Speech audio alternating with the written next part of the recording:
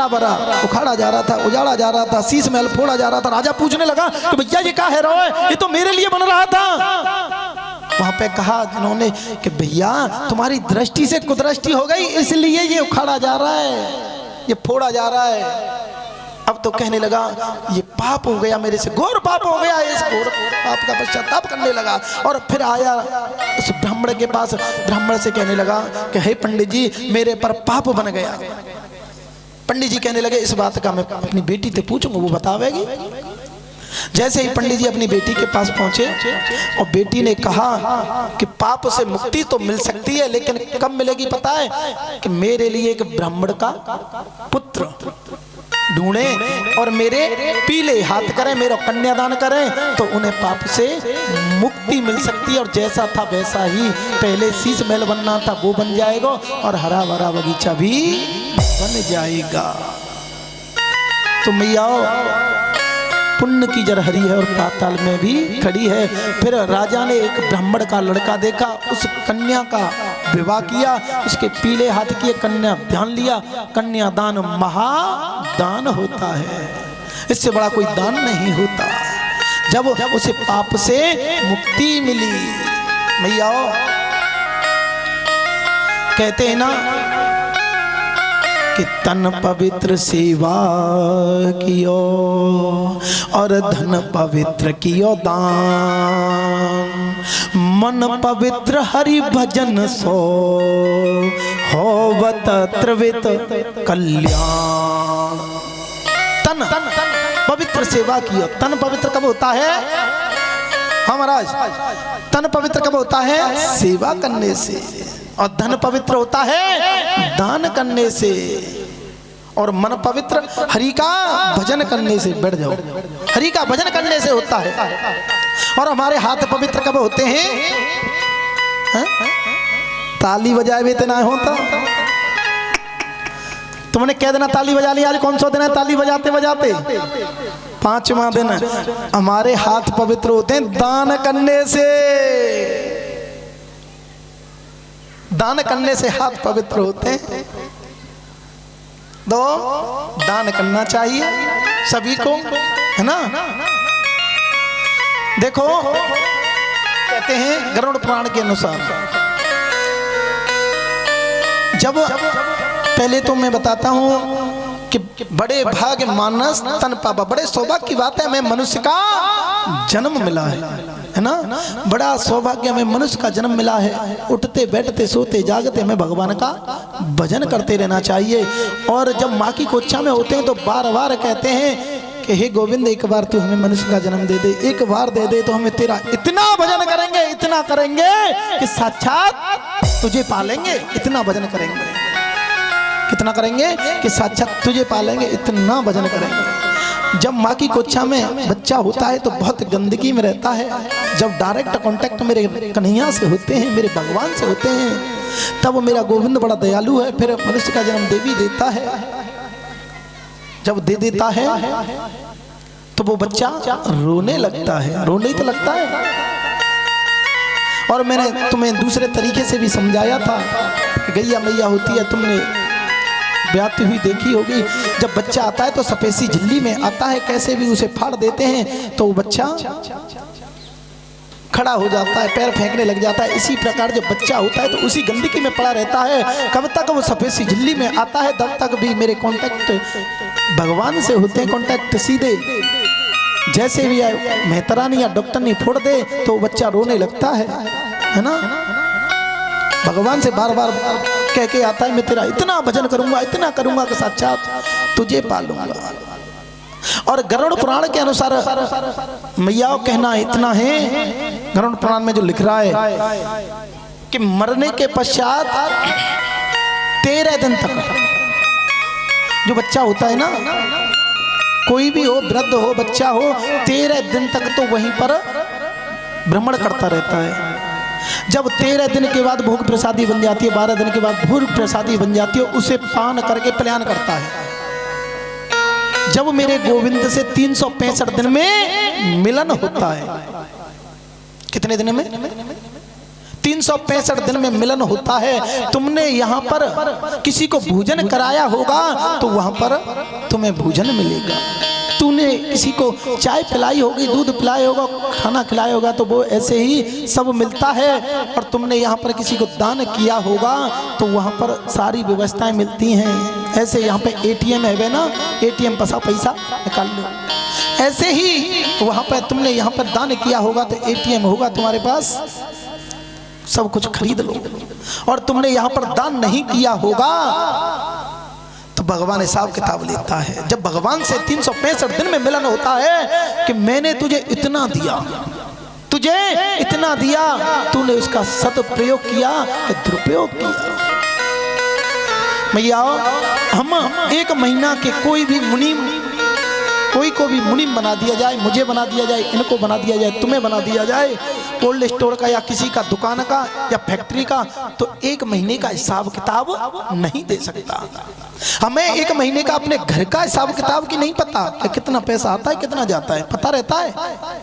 और माँ तो पूरी जिंदगी का हिसाब किताब देना है कि तुम्हें इतना दिया, तुमने क्या किया। तो इसके लिए कहते हैं कि तन पवित्र सेवा की और धन पवित्र की दान, मन पवित्र हरि भजन सो होवत त्रिवित कल्याण। जय हो। इतनी दान की महिमा है। बोलिए गोविंद भगवान की जय हो। जय जय। बनबारी रे और जीने का सहारा तेरा नाम रे, मुझे दुनिया वालों से क्या काम रे। बनबारी रे जीने का सहारा तेरा नाम रे, मुझे दुनिया वालों से क्या काम रे।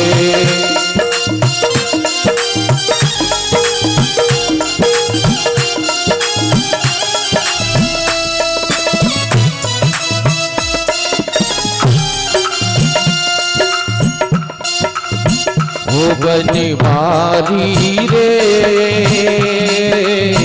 जीने का सहारा तेरा नाम रे, मुझे दुनिया वालों से क्या काम रे। ओ बनबारी रे जीने का सहारा तेरा नाम रे, मुझे दुनिया वालों से क्या काम रे।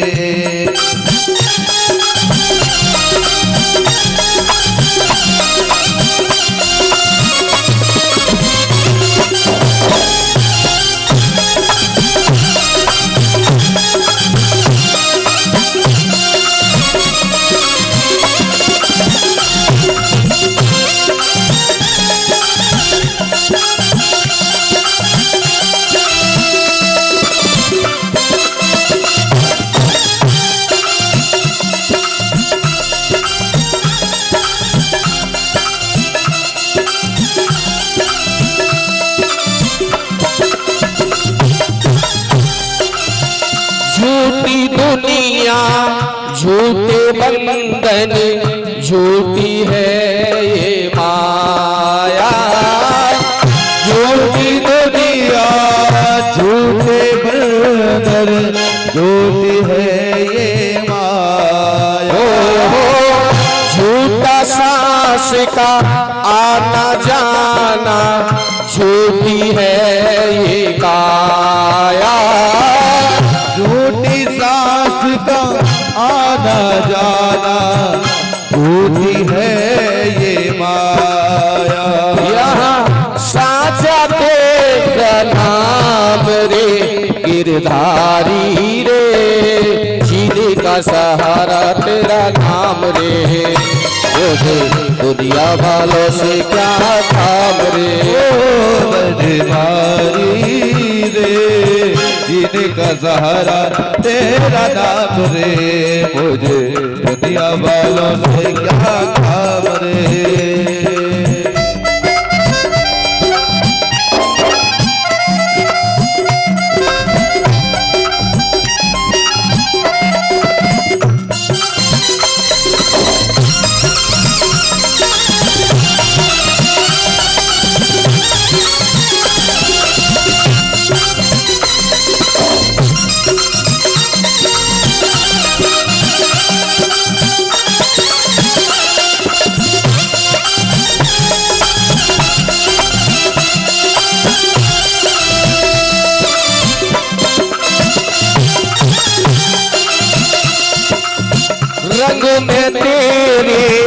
रंग कहीं गिरी कर छोड़ दिया जग सारा। रंग में तेरे रंग गई गिरधर छोड़ दिया जग सारा। ओ बन गई तेरे प्रेम की जोगन लेकर मन का तारा। बन गई तेरे प्रेम की मोगन, बन गई तेरे प्रेम की जोगन लेकर मन का तारा। मुझे प्यारा तेरा धाम रे बनवारी रे, जीने का सहारा तेरा नाम रे। मुझे दुनिया वालों से क्या काम रे, मुझे दुनिया वालों से क्या काम रे। बोलिए गोविंद भगवान की जय हो, बोलिए राधा रानी सरकार की जय हो। जय जय श्री राधे। मेरे कन्हैया ने बकासुर का भी उद्धार किया जो बगुले के रूप में आया, और उसका भी उद्धार कर दिया। एक दिन तो मेरे कन्हैया गैया मैया चराने के लिए गए। जैसे ही गैया मैया चराने के लिए जाते हैं तो अपने सभी ब्रजवासियों को बगल पास में बैठा लिया और पास में बैठा कर कहने लगे, मुझे भूख लगती है, सब दिखाओ तुम क्या क्या लेकर आए हो और मुझे खिलाओ। और जैसे ही खिलाने लगे तो मधुमंगल से पूछा, मधुमंगल तू क्या लेकर आया, तू खिला। लेकिन मधुमंगल कुछ नहीं लेकर आया था। मधुमंगल सबसे गरीब था।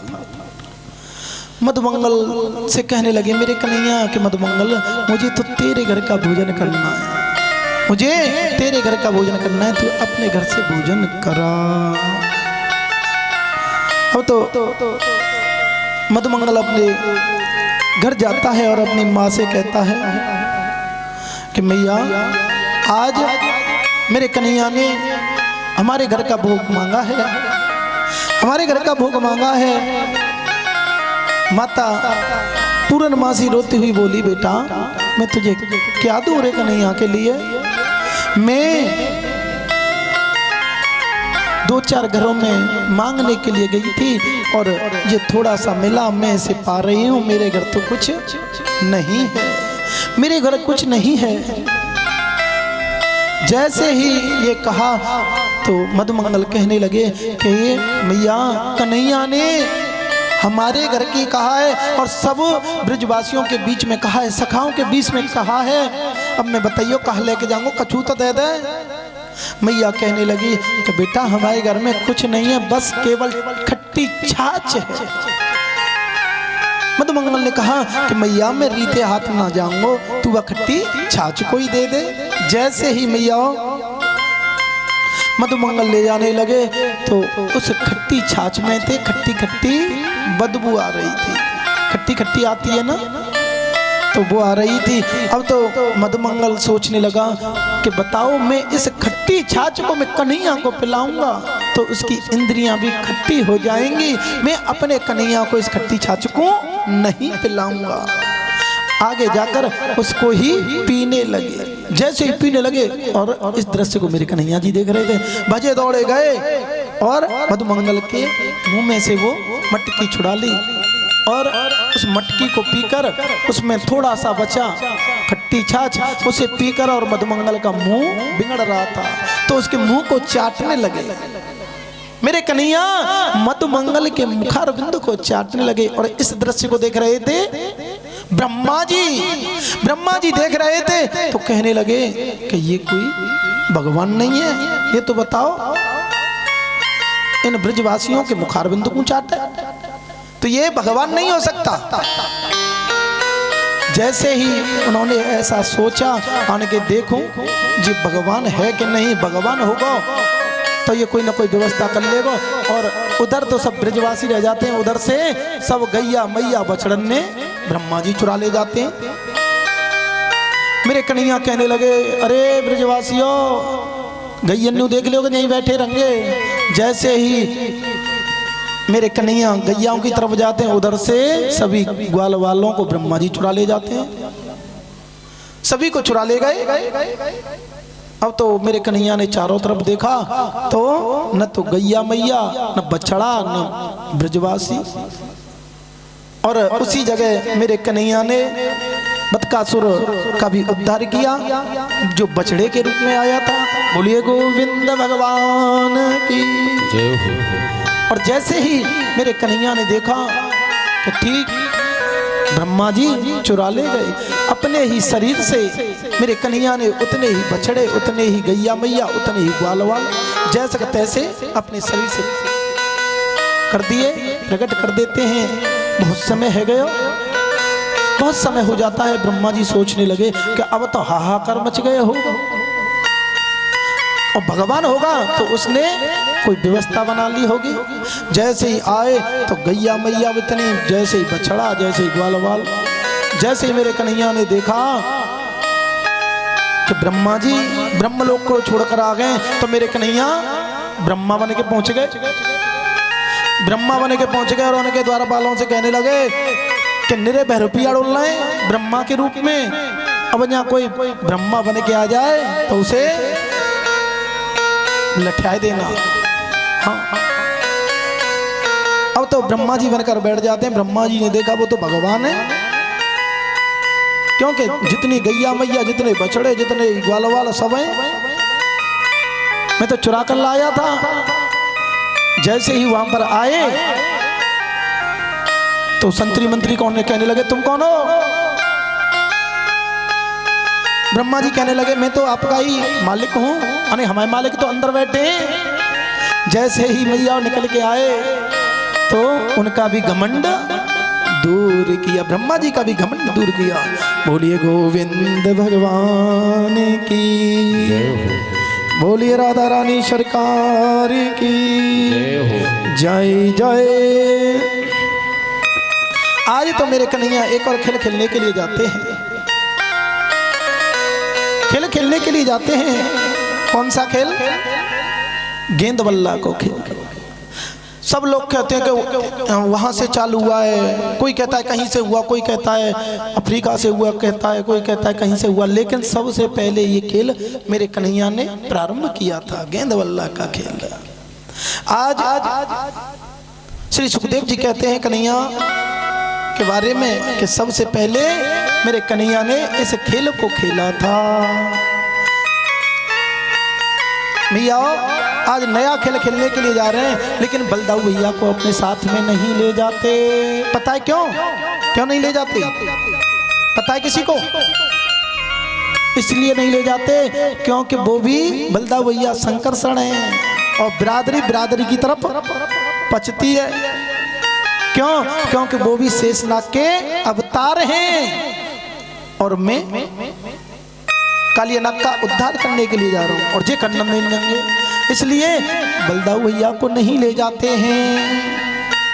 सभी ब्रिजवासी बड़ी खुशी मनाने लगे कि बलदाऊ भैया न जा रहा और कन्हैया के संग ज्यादा आनंद आ गया। क्यों? क्योंकि बलदाऊ भैया से सभी डरते थे, बलदाऊ भैया से डरते थे और कन्हैया से कभी तो कोई मोड़िया गुलचा मार दें तो कभी नोच खा जाता था बगल में, खूब ऊधम मचाते और कन्हैया खूब प्रसन्न रहते थे सबके साथ, बड़ा ऊधम मचाते हुए और काली डह पे पहुंच गए।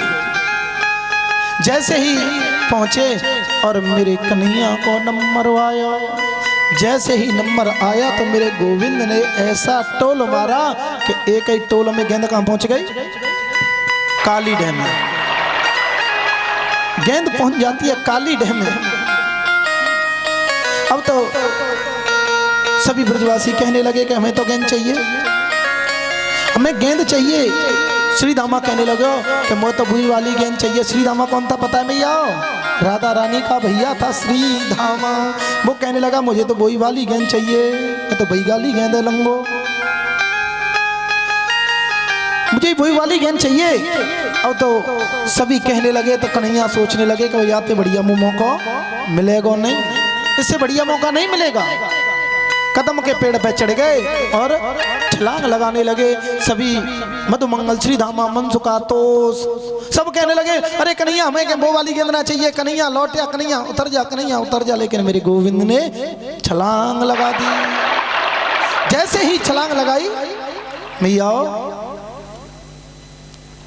जैसे ही मेरे गोविंद उस काली डह में कूदते हैं तो उनकी पत्नियां खड़ी हैं। ओहो, पत्नी आ गई, कहने लगी कितना सुंदर बालक है,